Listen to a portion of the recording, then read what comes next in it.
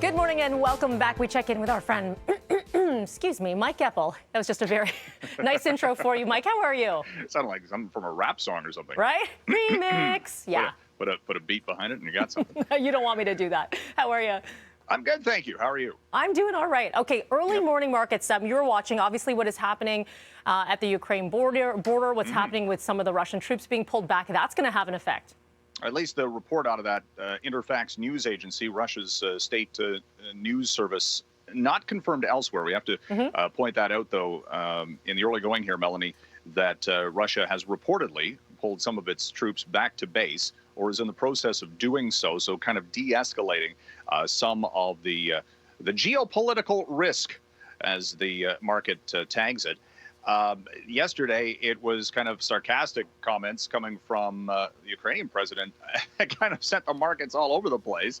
So it's a situation where it's a headline-driven investing atmosphere right now, I'll call it, because one day you see something about troop buildups and the energy market goes haywire, and then the stock markets follow suit. And this morning, the inverse is in effect. I'm looking right now at the Dow Jones stock futures pointing to a gain of almost 400 points.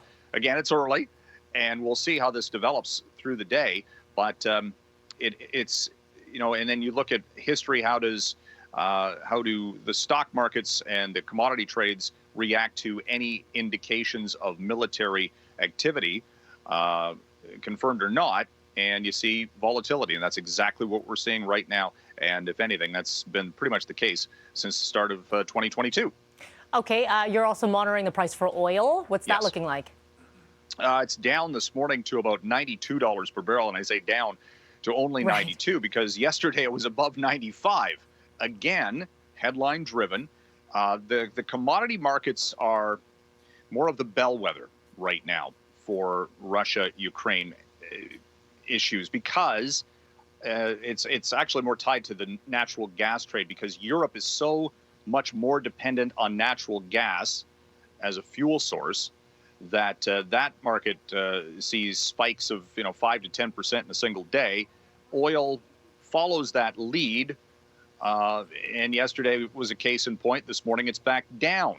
Now, does this affect us necessarily at the gas pumps, where we have gas here in the GTA at almost $1.61 as of this morning? It's going to take some time. The theory is that gas prices will start to retreat. Of course, they always go up like a rocket and float back down like a feather. But nevertheless, we could see that falling through to the marketplace here in the Toronto gasoline retail market over the course of this week. All right, let's talk about the Ambassador Bridge. So we now know it has reopened, but damage done with a lot of the automotive industry. Specifically, let's talk about Toyota. Yeah, it seems to be the hardest hit of the automakers related to the supply chain. Toyota says that it is still not back up to full production at 6 North American plants, 3 here in Ontario, 3 in the United States. Kentucky, its plant in Kentucky was completely shut down, could not get parts. So it's kind of interesting to see how it wasn't just on this side of the border. The Ambassador Bridge issues affected the auto industry. Ford and GM say they're back up to full capacity on output, but Toyota is still looking at a slowdown here. And this is what we've talked about, Melanie, about the just-in-time delivery system that we've got, and got to keep those bridges open. And it seems like things will get back to normal, but again, it's taking a little bit more time for Toyota. All right, Mike, we'll talk to you again tomorrow, same time, same place.